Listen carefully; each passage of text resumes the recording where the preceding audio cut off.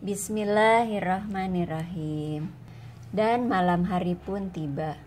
Keluarga Abdullah yang sedang berkemah sudah melaksanakan sholat maghrib dan sholat isya berjamaah. Kini mereka berkumpul di malam hari menjelang tidur. Baiklah Ibu, saatnya untuk menceritakan tentang Allah lagi. Oh iya Fatimah. Baiklah Fatimah, Umar, dengarkan ya. Ibu mau menjelaskan lagi lanjutan tadi siang tentang Allah sebagai Tuhan dan pencipta seluruh makhluk. Tapi sebelumnya kita murojaah dulu ya. Kita baca surah Al-Ikhlas. Siap? Wahid, isnain, thalatha. A'udzu billahi minasyaitonir rajim. Bismillahirrahmanirrahim. Qul huwallahu ahad. Allahus samad. Lam yalid walam yulad walam yakul lahu kufuwan ahad. Alhamdulillahirabbil alamin. Nah, Artinya? ya, coba sekarang Ibu akan tanya terjemahnya ya. Kalian jawab ya, Fatimah dan Umar bergantian ya. Coba. Qul, katakanlah, huwallahu, Dia Allah, ahad, yang maha esa. Allahu, Dia Allah, as-somad, tempat bergantung. Lam tidak yalid, beranak. Walam dan tidak yulad, diperanakan. Walam yakun, dan tidak ada lahu, baginya, kufuwan ahad. sekufu satupun. Alhamdulillah, takbir. Allahu Akbar. Masya Allah, barakallahu fiik. Nah, dari surah Al-Ikhlas tadi beserta artinya kita sudah mengetahui. Qul, katakanlah, Allahu ahad. Allah itu ahad. Ahad itu diterjemahkan dengan Maha Esa. Coba, apa artinya Esa? Fatimah, apa? Satu. Betul, artinya Allah Maha Satu. Dengan demikian, maksudnya di sini adalah bahwa Allah sebagai Tuhan itu adalah hanya satu, satu-satunya Tuhan yang ada di alam ini, di Seluruh alam semesta. iya. Jadi tidak ada Tuhan selain Allah, atau dalam bahasa Arabnya kalian sudah mengetahui ada kalimat thayyibah yang berbunyi la ilaha illallah. Tiada Tuhan selain Allah. Allah hanya satu-satunya Tuhan yang menciptakan seluruh makhluk, yang mengatur, yang mengurus, yang menguasai seluruh makhluk yang ada di alam raya ini. Ibu, aku mau tanya. Iya, apa sayang? Kenapa Allah hanya ada satu? Karena kalau Allah lebih dari satu, bisa dibayangkan betapa terjadi kerusakan atau ketidakteraturan di alam raya ini. Mengapa begitu? Iya, contohnya misalkan di rumah kita punya makhluk peliharaan, misalkan kucing. Nah, kalau misalkan Tuhannya ada dua, ibaratkan Tuhannya adalah Fatimah dan Umar, dan kucing itu makhluknya. Nah, jika Tuhannya ada dua, maka keinginannya berbeda-beda. Tuhan yang satu pingin kucing itu main di dalam rumah. Tuhan yang kedua pingin kucing itu main di luar rumah. Sehingga si Tuhan itu memerintahkan kucing untuk keluar rumah. Tuhan yang ini memerintahkan kucing main di dalam rumah. Akhirnya kucingnya kan bingung, tertarik-tarik ke dalam, keluar, ke dalam, keluar. Nah, begitupun juga di alam ini, apabila Tuhannya ada dua, kan bingung makhluknya. Misalkan Tuhan yang satu pingin cuaca hari ini cerah. Tuhan yang satu lagi pingin cuaca hari ini hujan lebat. Nah, terus bagaimana dong? Mana yang akan dilaksanakan? Jadi hujan cerah, hujan cerah, hujan cerah. Iya, jadi tidak teratur alamnya. Jadi tidak seimbang. Jadi tidak seimbang. Jadi yang satu pingin begini, yang satu pingin begitu. Akhirnya tidak terjadi keteraturan dan keseimbangan di alam raya. Makanya Tuhan itu adalah wajib satu atau Esa, Allahu Ahad, Allah Maha Esa. Nah, kemudian Allah juga merupakan as-somad atau tempat bergantung. Maksudnya apa? Jadi kita digantung sama Allah. Oh, bukan begitu. Maksudnya Allah tempat tergantung adalah segala urusan kita, segala kebutuhan kita itu semua diserahkan kepada Allah. Kita hanya menyerahkan seluruh urusan dan kebutuhan kita kepada Allah.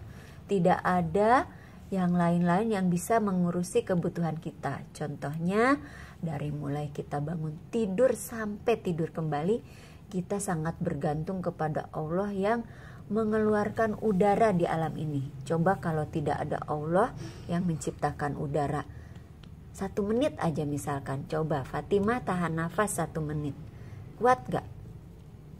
Kira-kira kalau kita tidak bernafas selama 1 menit atau lebih, kira-kira akan hidup atau mati? Mati. Nah, betul. Jadi kita sangat bergantung kepada Allah. Kita sangat bergantung bahwa Allah harus selalu menyediakan udara bagi kita. Karena kalau tidak ada udara, kalau Allah misalkan lupa aja Allah tidak menyediakan udara bagi kita, kita mati, tidak bisa bernafas.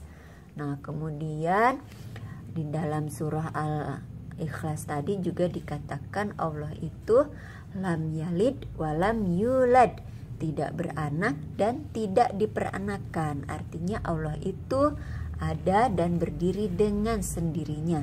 Tidak ada yang menciptakan dan juga tidak ada yang membuatnya. Berbeda dengan makhluk. Makhluk itu ada, harus ada yang membuat atau menciptakannya. Nih, misalkan makanan tadi siang, siapa yang membuat makanan untuk makan siang tadi kita? Ibu. Nah, ibu yang memasaknya.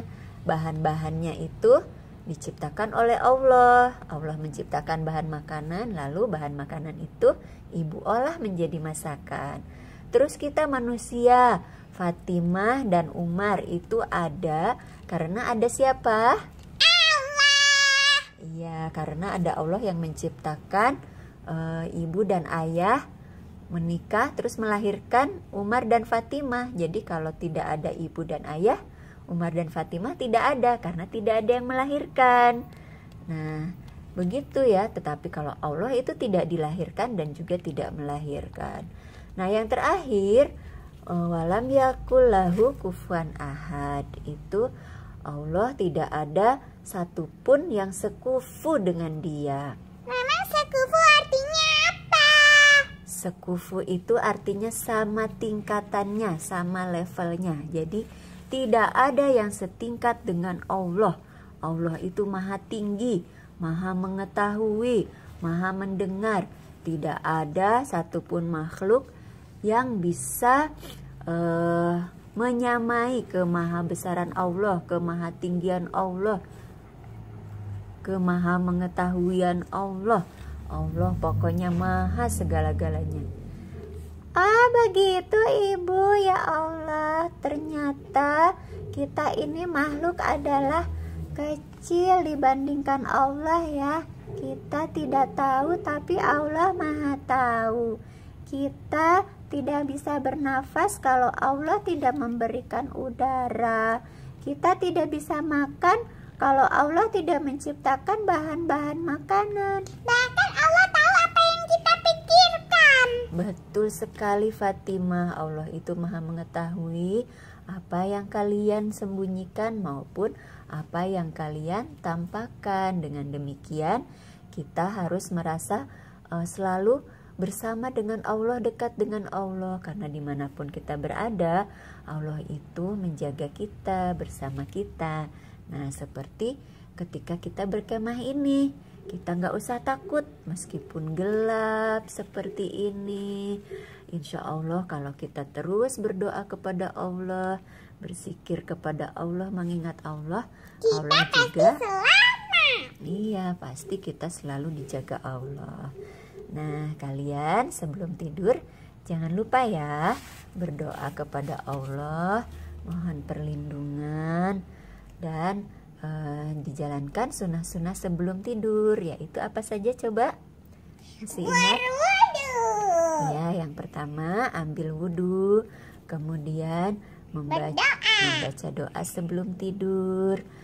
Disarankan sebelumnya lagi disunahkan oleh Rasulullah membaca surah Kul. ya Triokul ya. Kalian tahu ada surah Al-Ikhlas, Qul huwallahu ahad, Al-Falaq, Qul a'udzu birabbil falaq, dan terakhir surah An-Nas. Birabbinnas. Betul. Kemudian juga biar kita tidak diganggu setan, kita membaca ayat kursi. Kursi. Ya, masih hafal nggak yang bunyinya Allahu la ilaha illa huwal hayyul qayyum. La ta'khuzuhu sinatun wa la naum. Lahu ma fis samawati wa ma fil ard. Man zalladzi yashfa'u indahu illa bi'idznih. Ya'lamu ma baina aydihim wa ma khalfahum.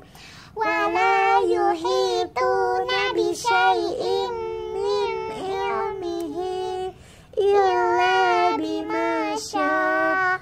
Wasi'a kursiyyuhus samawati wal ard.